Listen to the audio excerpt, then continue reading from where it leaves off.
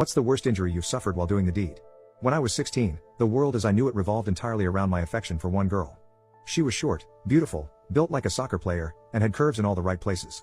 Miraculously, she was also my girlfriend. We had a magnificent system that involved a standing weekly date, dinner, a movie, and the furious, passionate, awkward love-making that only inexperienced young lovers can have in the contortionist confines of an automobile. On the right day of the week, you could catch a second-run movie at the Alpine Twin for just a couple of bucks. Urban sprawl hadn't reached far enough yet to consume all the best spots for privacy, and we knew every one of them.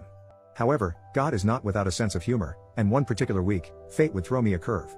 A movie had just come out that her father wanted to see. They decided joining us on our weekly movie night for a wholesome double date would be great. I couldn't say no. Her dad was a towering giant of brooding scowls who instilled the fear of God in me. He was incredibly kind and funny, but he commanded my respect, and there was no doubt he held the fate of my love life at his whim. I was fine with that. I spent every Saturday night with her, sowing my wild oats, then going to church every Sunday with him, praying for crop failure. We gathered at her place, hopped in the car, and headed to Studio 28, the impressive first-run theater on the Lower West Side. We joined a crowded audience, all expected to adhere to higher social standards. One movie cost more than what we would spend for a month's worth of dates at Alpine. But her dad was funding the entire expedition, and I was happy to just be with her. However, my lovely girlfriend was a hormone-driven, devious genius and happened upon a simple idea that changed my life forever. She noticed that they list not only the start times of the movies but the duration as well. Unbeknownst to me, we didn't have to watch the same movie at Studio 28. She picked a different film and arranged the details with her dad, and we enjoyed the rare luxury of privacy as young lovers living with our parents. A few hours later, our movie got out, and we made the trek to the back of the parking lot, and hopped in the car.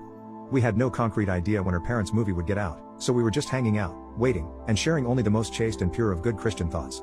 Sitting in a glass bubble in the middle of 1,000 cars is not the best possible place to be doing such things. I was a little on edge, but that didn't stop her.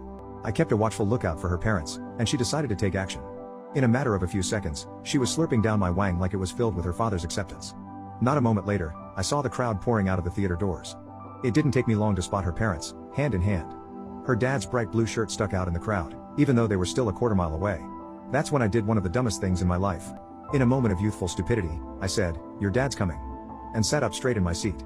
In one smooth, powerful movement driven by pure reflex and fear, without a moment's conscious thought, she snapped her head up, bolted upright in her seat, and while making that transition from laying on me to sitting next to me, she stuffed my hog back into my jeans and ran that shiny zipper all the way home with the power of an angry linebacker. The problem is I had never unbuttoned my pants, and it was a lot smaller when it came out 10 minutes ago than it was when she decided to cram it back in through what was now much too small of a hole. She fought it in there in half a second. Then, with the delicate touch of a bricklayer, she had yanked that zipper through several inches of my most delicate sensitivities and made me one with my Levi's. The pain was far worse than what you imagine. She had caught the entire front of my most sensitive skin and interlaced it down nearly the full length of the zipper. I could glimpse a thin line poking out the front, and there was nothing I could do about it but sit there with tears running down my face and her parents approaching. She immediately knew what had happened. She was mortified, I was in agony, and the craziness had only just begun. The first battle was the parking lot. Several hundred people had all gotten out when we did and had to find their way to the exit. It took half an hour of stop and start agony while we all shuffled into place and trickled out onto 28th Street. Florida makes oranges, Idaho makes potatoes, and Hollywood makes movies. But in Michigan, we make potholes. Northbound 131 is a washboard of suspension testing craters that can knock your teeth loose.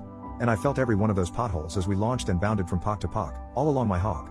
That was the longest half hour of my life. I felt every bump in the road in between my own heartbeats as I throbbed in agony, sitting awkwardly in the back seat. The only saving grace was that she and her mom were making small talk about the movies they had each seen, and my opinion didn't matter. We made it to her parents' house, said our goodbyes, and she walked me across the street to my car.